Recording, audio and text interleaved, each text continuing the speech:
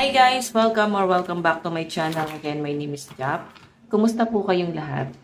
Okay, so yun guys, maraming salamat po pala sa walang sawang pagsubaybay sa ating pong daily love reading, and kung ikaw ay bago pa lang sa ating channel, mag-subscribe na po kayo, then i-click mo na rin yung ating notification bell para lagi kang updated sa ating mga bagong upload.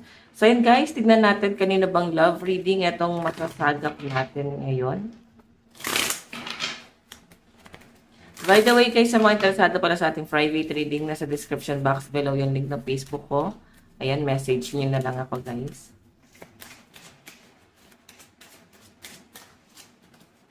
Meron tayong heart-to-heart conversation. Okay. Honesty, discuss your feelings with each other. So, nakikita ko dito, guys, kung ang problema nyo ng person nyo is hindi nyo nasisettle, no? Kumbaga, mas pinipiling manahimik, mas pinipiling wag na lang pag-usapan, bigla-bigla na lang nagagalit. So, kasi sinasabi rito guys, kailangan daw, pag-usapan nyo na ano ba yung mali sa'yo, ano ba yung mali doon sa person mo. Ganun yung pinapakita sa akin dito guys. No? Wag nyo na guys, hayaan pa na lumala itong relasyon na to or lumala pa itong problema dito sa relasyon nyo na to. Okay?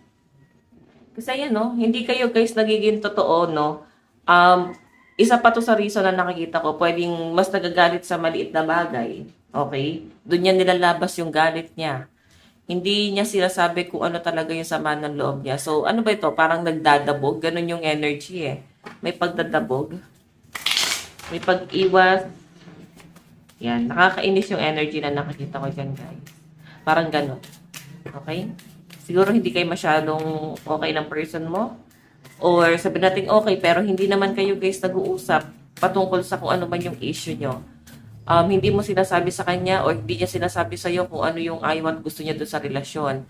Merong sama ng loob, may lihim eh, may lihim na sama ng loob dito sa pagsasamang to. Pero hindi na siya guys na-discuss. Okay? Tignan natin guys. Meron tayong love yourself first. So, pag ganyan guys, focus ka na lang muna sa sarili mo kaysa maging toxic pa daw itong relasyon nyo na to. Okay? Ang sinasabi lang sa akin dito guys, ano, your self-respect makes you more romantically attractive. So, totoo naman yun guys. Pag mas minahal mo yung sarili mo, tingnan pa natin guys.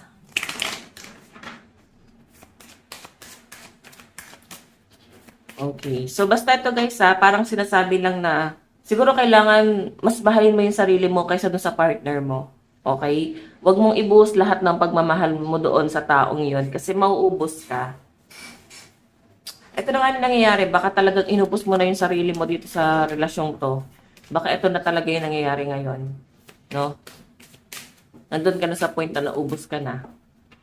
So, wala ka namang ibang pwedeng i-blame. Hindi mo siya pwedeng i-blame kasi responsibility mo rin itong bagay na to, na ikaw mismo ang umubo sa sarili mo.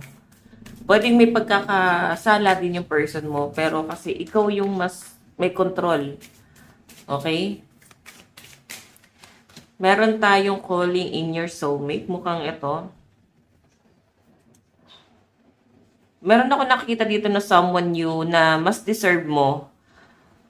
May paparating dyan. Pwede ito kasi nangyari na to sa past. Or iba sa inyo case pwede in relationship. Baka may dumarating. O iba sa inyo case pinagdarasal mo na sana dumating na si someone na para talaga sa inyo. Kasi pagod ka na dito sa relasyon to. Okay? Tingnan natin. Meron tayong true love. Oh. Pili ko dito guys, meron kang makikilala galing sa mga friend eh. Pwedeng mga kaibigan mo yung tutulong sa'yo para makilala mo tong person na to. Okay, pero nasa inyo pa rin naman yan guys. Yung pinapakita lang sa akin dito, itong relasyon na to guys, may mga sama ng loob na hindi nyo na pag-uusapan. Kaya lumalala yung galit. Kumbaga pag nagkaroon ng diskusyonan, doon sumasabog lahat, no? Kasi tiniis eh. Kumbaga nagtimpi. Hindi nyo naman guys kailangan magtimpi. Ang kailangan dyan, nilalabas nyo yan. Tignan natin. Meron tayong trauma. Yan, no? May mga trauma kayo dito sa relasyon na to. Okay? Grabe yung trauma mo dito sa pagsasamang to. Meron tayong nurture. Hindi na siya guys healthy. Oo, nagiging toxic na tong pagsasama nyo na to. Tingnan pa natin. Meron tayong protect your feelings. Ito pa rin guys yung sinasabi rito na mas mag-focus ka muna sa sarili mo. Okay, ito kasing person mo na to, medyo may pagkaano to eh. Malikot, no? Ibig sabihin, talagang gusto niya maghanap ng iba. Okay, gusto niya, parang ano lang, gusto niya lang guys makatry siguro ng iba, pero parang hindi naman niya guys siseryosohin. Kasi to parang babalik pa rin naman sa'yo. Parang ganon. Hindi naman niya guys sineseryoso yung isang tao. Kumbaga, ginagawa niya lang tong libangan. Pero masakit para sa inyo eh. Yung ginagawa niya. Okay. Meron tayong renewal. Ayan no, patuloy pa rin. Kumbaga itong relasyon na to guys, may pagkakasala ka rin kasi nga natotolerate mo siya. Natotolerate mo siya dahil ganitong mo nga siya i-approach. No? Okay, natotolerate mo siya kasi, ayan, pasensya na guys sa ingay ng mga kapitbahay. Ang lakas ng sound trip. So, natotolerate mo siya kasi kahit gumawa siya ng pagkakasala, pinapatawad mo pa rin. Okay, pinagbibigyan mo pa rin na pumasok pa rin sa buhay nyo. Yun yung pinapakita sa akin dyan, guys. Okay? So, si person mo, guys, mas iniisip nila yung sarili niya. Napaka-selfish talaga nito. Ayan, no? Hindi na siya guys healthy. Eto ha, may communication. Siguro willing ka pang makipag-usap. Willing kang ayusin. Pero siya kasi ayaw niya nang makipag-usap. Sobra yung sama ng loob nitong taong to. Parang ganun. Meron siyang sama ng loob sa inyo. So, tanongin mo sarili mo, bakit sumama yung loob niya? Okay? So, parang hindi na kayo guys katulad ng dati. Nagbago na talaga. So, titingnan natin guys.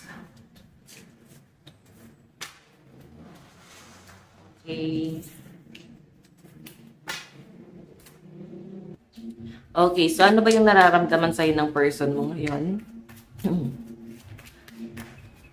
Ano ba yung nararamdaman ni person mo sa'yo ngayon?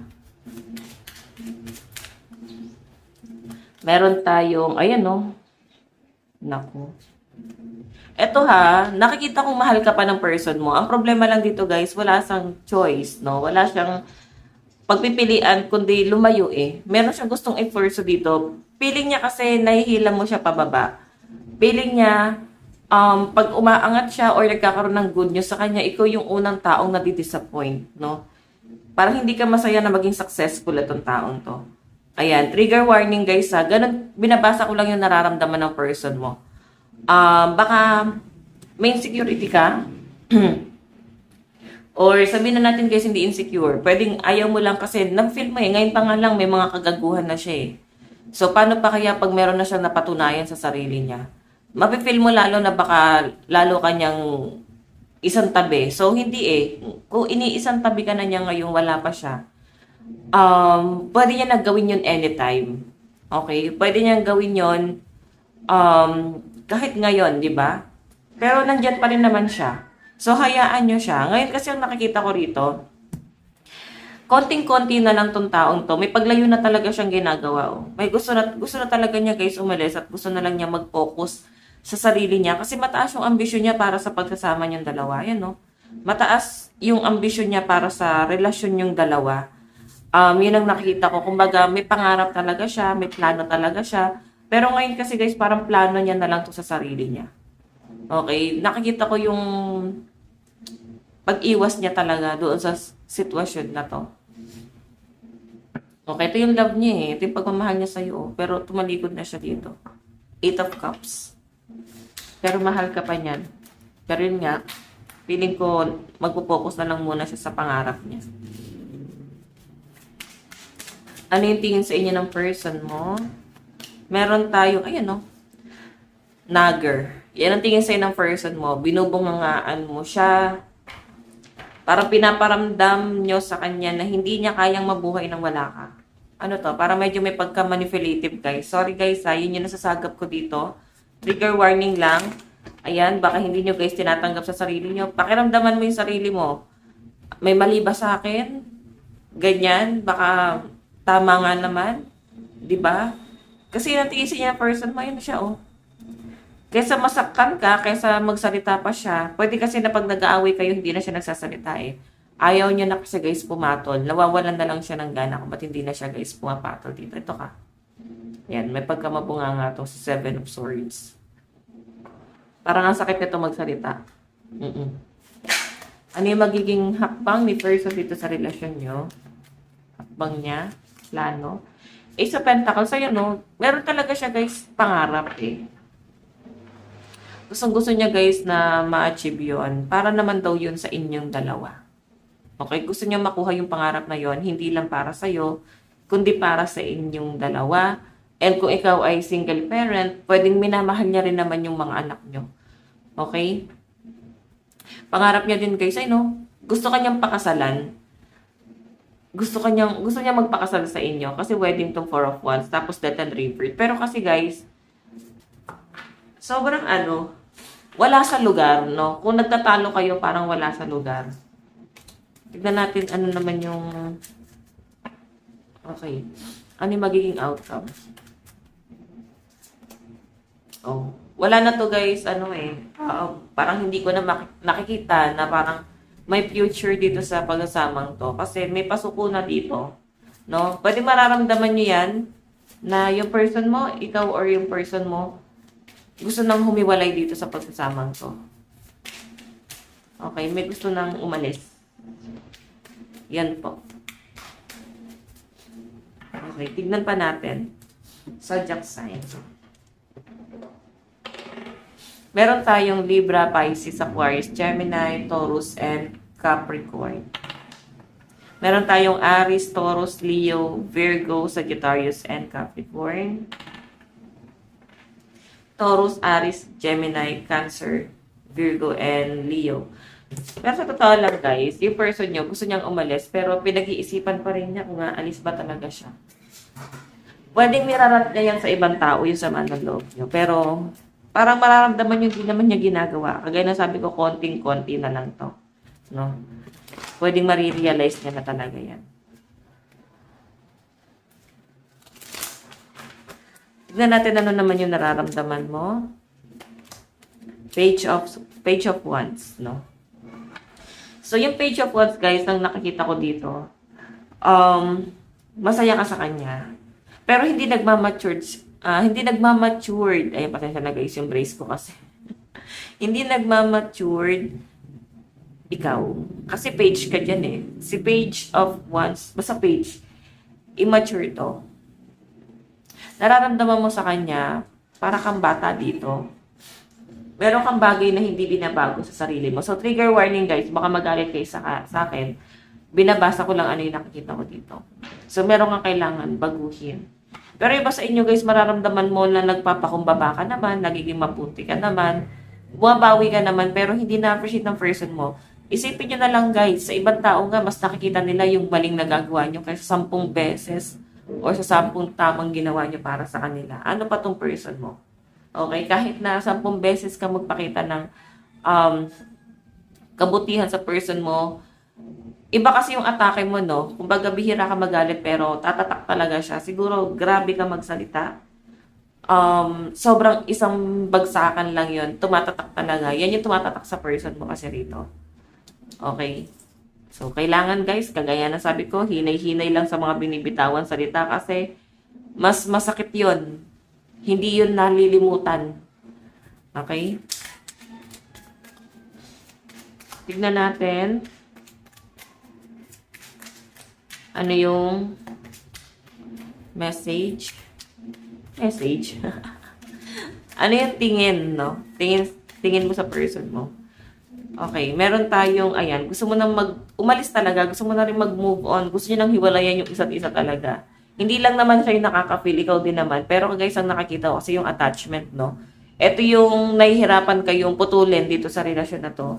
Yung attachment nyo sa isa't isa. Okay? So, tingnan natin. Ayan o, nahihirapan kang umalis kahit na sabihin na nating mahal mo pa siya. Tignan pa natin ano naman yung magiging plano mo, hakbang mo dito sa relasyon na to. Meron tayong get. Ito guys, magbabago to. Kung hanggat maaari, no, kung kaya mo siyang baguhin or mabago yung pagsasama nyo, gagawin mo eh. Pero kung talagang wala na, hindi ka na mag-e-effort dito. Okay? Ganun yung nakikita ko sa inyo. Kumbaga, ikaw, mas pagod ka na dito. Outcome. Four of Wands. Ito guys ha, may nakikita ko ditong parang mas ikakasal ka pa sa iba. New person talaga. Seven of Wands kasi is para may manliligaw sa'yo or may magkakagusto sa inyo. May temptation eh, may lalapit sa inyo and I think mas ikakasal ka dito. Okay? Or may wedding sa new person or baka siya din pa rin to, no? May pagbabago lang sa pag-uugali niya. May mababago lang. Okay? Pero may nakikita ko guys, wedding na paparating dito. Tignan natin guys, zodiac sign. Gemini, Cancer, Aquarius, Scorpio, Virgo, Aries. Gemini, Aquarius, Pisces, Libra, Scorpio, and Cancer. Okay, Sagittarius, Libra, ano to?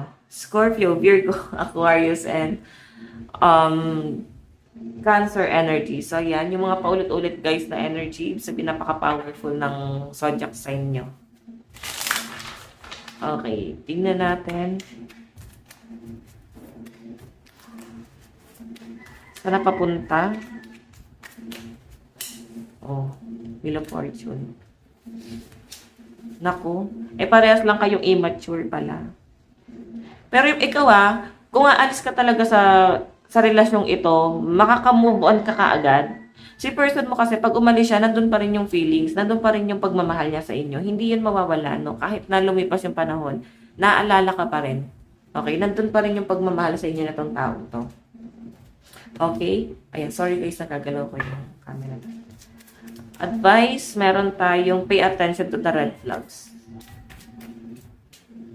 Calling in your soulmate. So, meron talaga. Sinasabi na dito, guys, na love yourself first.